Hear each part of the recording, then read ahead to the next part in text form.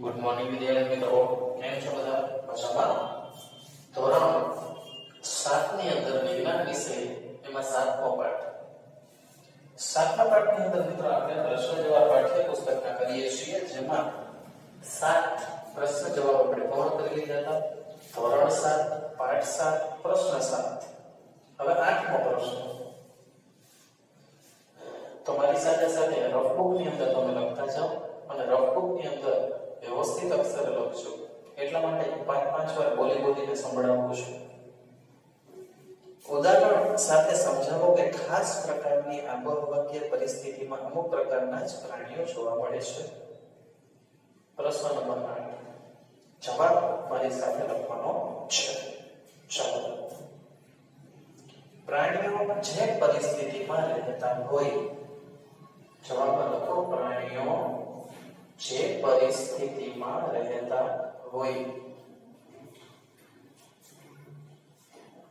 પ્રાણીઓ જે પરિસ્થિતિમાં રહેતા હોય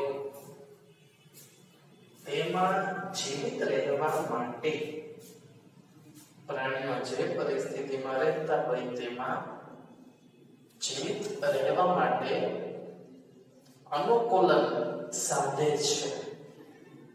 અનુકૂલન સાધે છે. પ્રાણીઓ જે પરિસ્થિતિમાં રહેતા હોય તેમાં જીવિત રહેવા માટે અનુકૂલન સાધે છે. સમજાયું? શું સાધે છે? અનુકૂલન. એમાં છે, આમાં કોઈ મુદ્દા નથી, ડાયરેક્ટલી આન્સર જ લખજો. જે પ્રાણીઓ અતિશય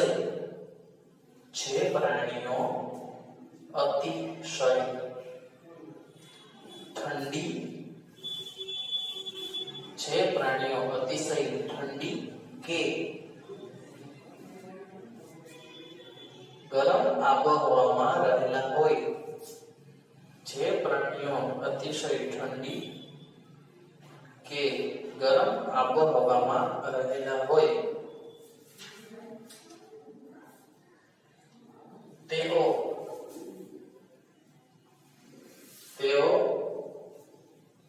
સખત ઠંડી કે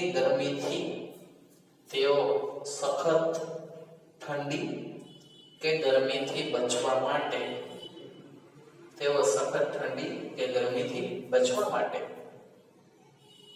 ખાસ વિશેષતાઓ ધરાવતા હોય છે.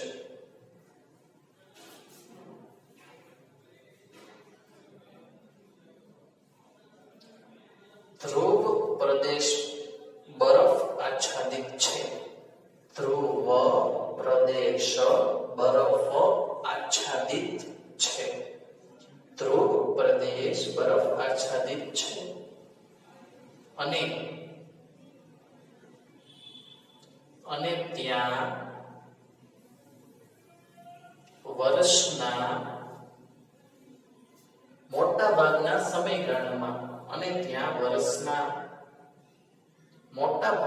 સમયગાળામાં ખૂબ જ ઠંડી પડે છે. લખ્યું? અને તે વર્ષના મોટા ભાગના સમયગાળામાં ખૂબ જ ઠંડી પડે છે. આથી ત્યાં રહેતા પ્રાણીઓએ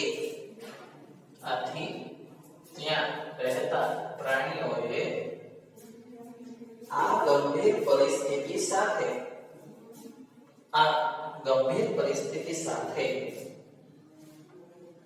અનુકૂલન સાધવા.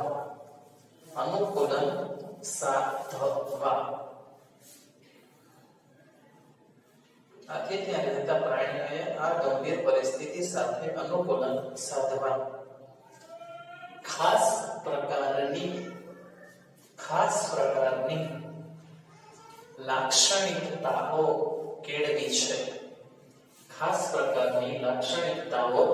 કેળવી છે.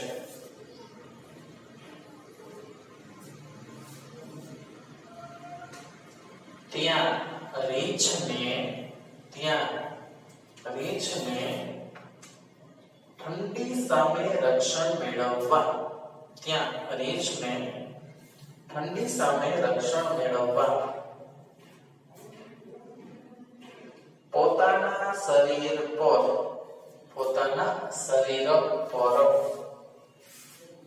સફેદ ઘટ વાળનું આવરણ શરીર પર સફેદ ઘટ વાળનું આવરણ ચામડી નીચેના ભાગમાં ચરબીનો સ્તર ચામડી નીચેના ભાગમાં ચરબીનો સ્તર તીવ્ર ઘ્રાણેન્દ્રિય એટલે કે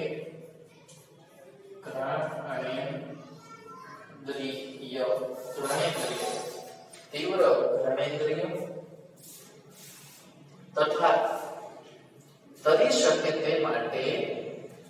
તથા તરી શકે તે માટે મોટા અને પહોળા પંજા હોય છે તરી શકે તે માટે મોટા અને પહોળા પંજા હોય છે આવા અનુકૂલન ધરાવતા પ્રાણીઓ જ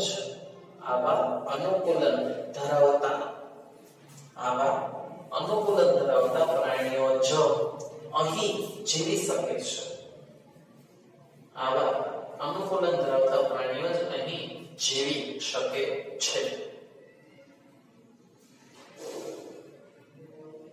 તેથી